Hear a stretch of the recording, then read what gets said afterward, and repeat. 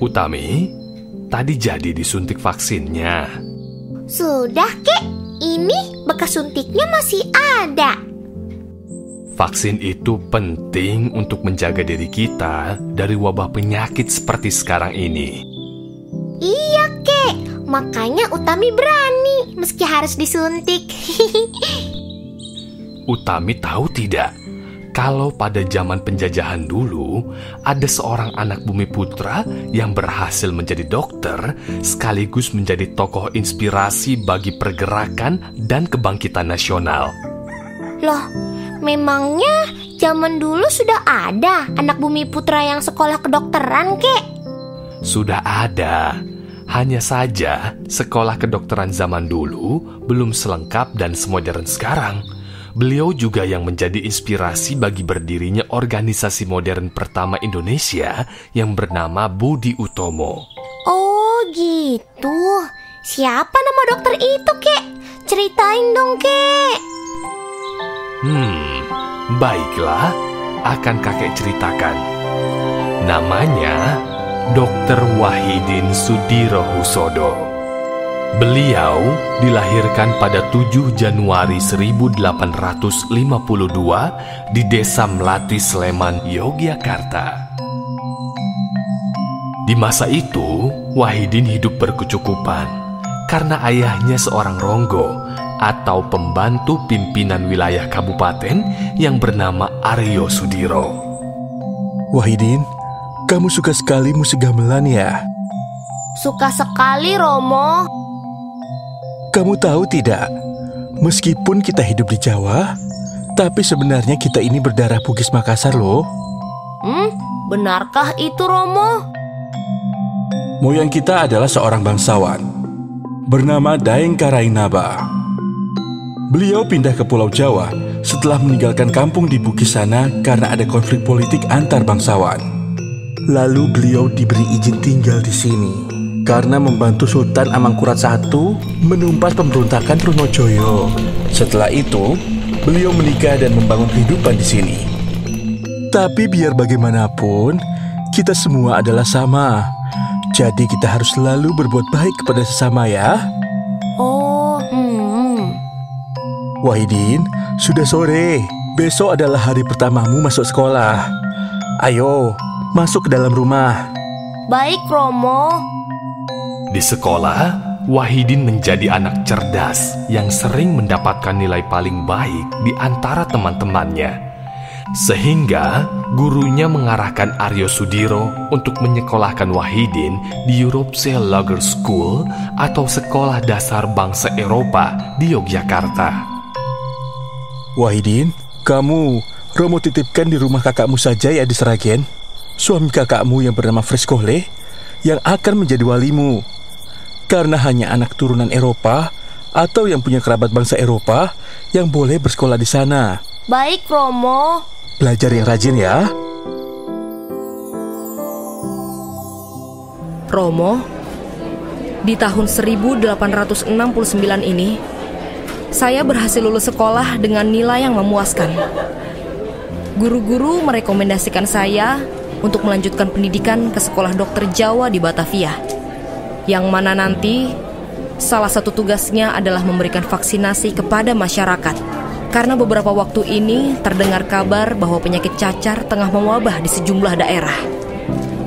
Wahidin, kau tahu apa tujuan pemerintah Hindia Belanda membuka Sekolah Dokter Jawa itu?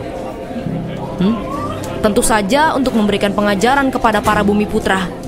Yang aku tahu sih, dikarenakan mendatangkan dokter dari Eropa akan memakan biaya yang cukup besar. Maka pemerintah Hindia Belanda berkeinginan untuk mendidik para bumi putra agar bisa mengobati bangsanya sendiri.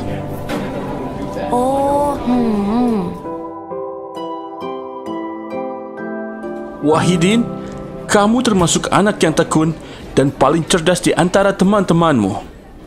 Hari ini kamu telah menyelesaikan pendidikanmu di Sekolah Dokter Jawa ini hanya dalam waktu 22 bulan saja. Padahal seharusnya pendidikan ditempuh dalam waktu 3 tahun. Maka itu, saya selaku Direktur Sekolah Dokter Jawa mengangkat kamu jadi asisten nerar atau wakil pengajar di sekolah dokter Jawa. Bagi Wahidin, pekerjaan sebagai asisten Lilar adalah latihan untuk mempraktekkan segala teori yang diperolehnya selama di sekolah. Lalu, karena sudah resmi menyandang gelar dokter Jawa, beliau juga memiliki kewenangan untuk melakukan praktek kedokteran. Meskipun masih ditempatkan sebagai juru suntik atau disebut juga vaccinators. Lalu, setelah mundur dari jabatan asisten Lirar, Dr. Wahidin pun pindah ke Yogyakarta. Di Yogyakarta, Dr. Wahidin menjadi dokter pribadi Pakualaman, sehingga beliau pun diberi gelar Mas Ngabehi. Di samping itu, praktek dokter untuk masyarakat umum tetap beliau lakukan. Beliau begitu tulus mengobati tiap orang yang sakit, tanpa membeda-bedakan status ekonomi seseorang yang ingin berobat kepadanya. Jika pasien kaya, beliau tidak pernah meminta tarif tinggi. Dan jika pasien miskin, tak perlu bayar ongkos berobat. Aku dengar kau akan pensiun sebagai dokter. Benarkah itu? Betul, Tuan Sri Pakualam. Saya akan melimpahkan tugas kedokteran saya kepada anak saya, Dr. Sulaiman. Sedangkan saya hanya akan melayani Sri Pakualam sebagai dokter pura dan sebagai penasihat keraton. Hanya itu sajakah? Atau kau punya rencana lain? Saya akan meneruskan cita-cita saya untuk mengentaskan kemiskinan dengan cara bergabung ke dalam ranah jurnalistik. Apalagi Chan Cioksan, pimpinan redaktur Retno Dumilah di Yogyakarta, meminta saya untuk membantunya. Di surat kabar Retno Dumilah ini, kau akan membantu aku di rubrik yang bernuansa moral dan budi pekerti ya? Baik, Pak Chan Cioksan. Di sini aku akan menulis tentang gagasan untuk memperbaiki kemelaratan dan kemiskinan rakyat. Surat kabar Retno Dumilah kemudian semakin berjaya setelah Chan Cioksan mundur dan digantikan oleh Dr. Wahidin. Surat kabar Retno Dumilah menjadi tempat Dr. Wahidin mencurahkan gagasannya menjadi tulisan.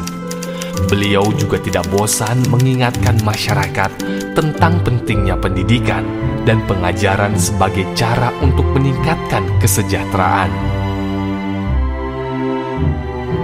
Hingga pada suatu hari, Dr. Wahidin memutuskan untuk mundur dari surat kabar Retno Dumilah. Apa yang akan kau lakukan jika sudah tidak bekerja di Retno Dumilah? Aku akan mengumpulkan dana pendidikan untuk membebaskan bangsaku dari kebodohan, kemiskinan, kesengsaraan, ketertindasan, dan penjajahan melalui pendidikan. Bagaimana caranya? Aku akan menemui para bangsawan dan minta dukungan mereka dan juga dana pendidikan bagi anak-anak Bumi Putra itu dari mereka. Maka, dimulailah perjalanan Dr. Wahidin untuk mengumpulkan dana pendidikan atau yang disebut studi funds. Dalam perjalanan itu, banyak rintangan yang beliau hadapi. Mulai dari penolakan dari para bangsawan, pengusiran. Tidak! Aku tidak sudi memberikan uangku sebagai dana pendidikan. Biar saja mereka tetap bodoh dan tetap miskin, agar kedudukanku tidak terancam oleh mereka yang pandai. Hingga ancaman dari pemerintah Hindia Belanda yang menganggap aksinya sangat berbahaya. Karena jika gagasannya terwujud, maka akan lahir anak-anak Bumi Putra yang sadar akan kondisi bangsanya. Belum lagi untuk ongkos perjalanan yang sudah habis karena berasal dari kantong pribadinya sendiri. Hingga pada saat perjalanan Dr. Wahidin menuju ke Residenan Banten, beliau menyempatkan singgah ke Stovia untuk mendapatkan dukungan dari pelajar di sekolah tersebut. Di sana, Dr. Wahidin berbicara dengan para siswa muda Stovia. Hanya para pemuda yang bisa melaksanakan kewajiban berat tapi mulia ini. Kita jangan selalu meminta pertolongan pihak lain. Harus opor bebek mentas soko awak dewe, menyingsingkan lengan baju, memimpin bangsa kita yang buta. Ketahuilah bahwa semua pangkat yang akan kalian raih bukan merupakan anugerah yang patut dibanggakan dan untuk mendapatkan sanjungan. Tetapi anggaplah hal itu sebagai hasil keprihatinan, sebagai modal menjalankan kewajiban luhur untuk bangsamu. Hingga Dr. Wahidin menginspirasi terbentuknya organisasi modern pertama di Indonesia, yaitu Budi Utomo, yang tanggal terbentuknya ditetapkan sebagai Hari Kebangkitan Nasional. Selain itu, Dr. Wahidin juga diminta untuk menjadi ketua pada Kongres Budi Utomo yang pertama.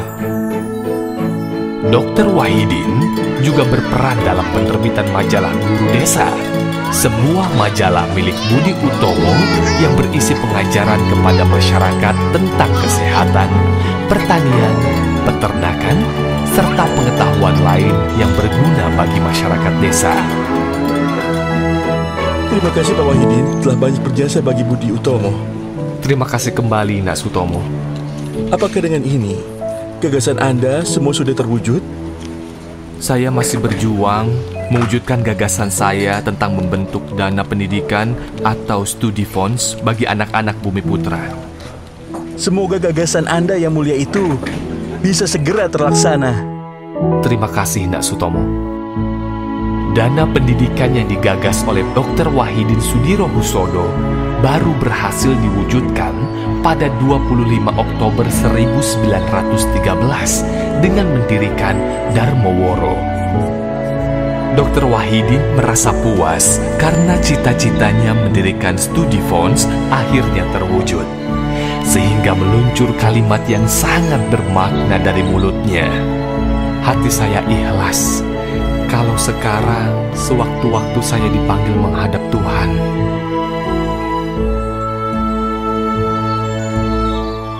Hingga akhirnya Dr. Wahidin meninggal dunia 4 tahun kemudian setelah mendirikan Darmoworo, yakni pada tanggal 26 Mei 1917 di Yogyakarta, dan dimakamkan di Desa Melati, tempat kelahirannya.